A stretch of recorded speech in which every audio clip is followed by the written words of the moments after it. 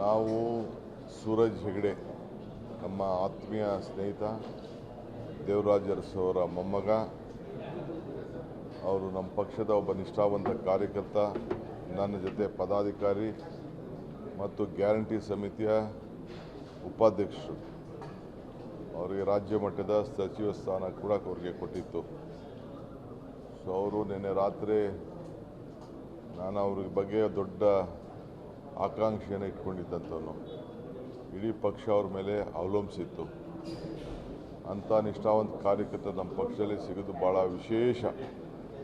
ತ್ಯಾಗ, ಮೊದಲು ಎಲ್ಲ ಸ್ಥಾನಗಳು ಯಾವ ಸ್ಥಾನನೂ ಕೇಳ್ತಿರ್ಲಿಲ್ಲ ಅಂಥ ಒಬ್ಬ ಕಾರ್ಯಕರ್ತ. ನಾ ಹಿಂದೆ ಅವರಿಗೆ ಪಾರ್ಲಿಮೆಂಟ್ ಮೈಸೂರು ಕೊಡಿಸ್ಬೇಕು ಅಂತ ಭಾಳ ಹೋರಾಟವನ್ನು ಮಾಡಿದ್ದೆ.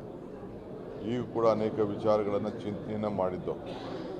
AICCಯ ನಮ್ಮ ಕಾರ್ಯದರ್ಶಿಗಳವರು ಆಗಿ ನಮ್ಮ ರಾಜ್ಯ ಮಟ್ಟದಲ್ಲೂ ಕೂಡ ಪದಾಧಿಕಾರಿಯಾಗಿ ಕೆಲಸ ಮಾಡ್ತಾಯಿದ್ರು.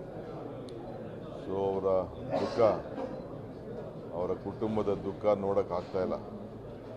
ಅವ್ರ ತಂದೆ ಕೂಡ ಒಬ್ಬ ಹಿರಿಯ ದೊಡ್ಡ ರಾಜಕಾರಣಿ. ಅವರು ಚಿಕ್ಕ ವಯಸ್ಸಿನಲ್ಲೇ ಈ ಪರಿಸ್ಥಿತಿ ಬಂತು. ಸೊ ನಾನು, ಪಕ್ಷ, ಸರ್ಕಾರ ಮೂರು ಜನನೂ ಕೂಡ ಪಕ್ಷ ಮತ್ತು ಸರ್ಕಾರ ಮತ್ತು ವೈಯಕ್ತಿಕವಾಗಿ ನಮ್ಮೆಲ್ಲರೂ ಕೂಡ ಭಾಳ ದುಃಖ ಉಂಟಾಗಿದೆ.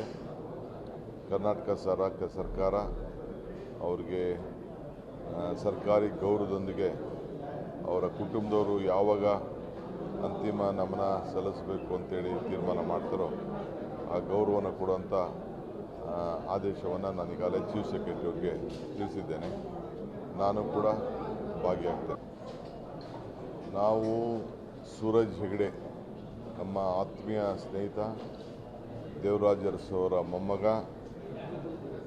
ಅವರು ನಮ್ಮ ಪಕ್ಷದ ಒಬ್ಬ ನಿಷ್ಠಾವಂತ ಕಾರ್ಯಕರ್ತ, ನನ್ನ ಜೊತೆ ಪದಾಧಿಕಾರಿ ಮತ್ತು ಗ್ಯಾರಂಟಿ ಸಮಿತಿಯ ಉಪಾಧ್ಯಕ್ಷರು.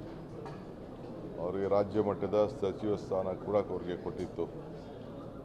ಸೊ ಅವರು ನಿನ್ನೆ ರಾತ್ರಿ ನಾನು ಅವ್ರ ಬಗ್ಗೆ ದೊಡ್ಡ ಆಕಾಂಕ್ಷೆಯನ್ನು ಇಟ್ಕೊಂಡಿದ್ದಂಥವನು. ಇಡೀ ಪಕ್ಷ ಅವ್ರ ಮೇಲೆ ಅವಲಂಬಿಸಿತ್ತು. ಅಂಥ ನಿಷ್ಠಾವಂತ ಕಾರ್ಯಕರ್ತ ನಮ್ಮ ಪಕ್ಷದಲ್ಲಿ ಸಿಗೋದು ಭಾಳ ವಿಶೇಷ. ತ್ಯಾಗ, ಮೊದಲು ಎಲ್ಲ ಸ್ಥಾನಗಳು ಯಾವ ಸ್ಥಾನನೂ ಕೇಳ್ತಿರ್ಲಿಲ್ಲ ಅಂಥ ಒಬ್ಬ ಕಾರ್ಯಕರ್ತ. ನಾ ಹಿಂದೆ ಅವರಿಗೆ ಪಾರ್ಲಿಮೆಂಟ್ ಮೈಸೂರು ಕೊಡಿಸ್ಬೇಕು ಅಂತ ಭಾಳ ಹೋರಾಟವನ್ನು ಮಾಡಿದ್ದೆ. ಈಗ ಕೂಡ ಅನೇಕ ವಿಚಾರಗಳನ್ನು ಚಿಂತನೆಯನ್ನು ಮಾಡಿದ್ದು. AICCಯ ನಮ್ಮ ಕಾರ್ಯದರ್ಶಿಗಳವರು ಆಗಿ ನಮ್ಮ ರಾಜ್ಯ ಮಟ್ಟದಲ್ಲೂ ಕೂಡ ಪದಾಧಿಕಾರಿಯಾಗಿ ಕೆಲಸ ಮಾಡ್ತಾಯಿದ್ರು.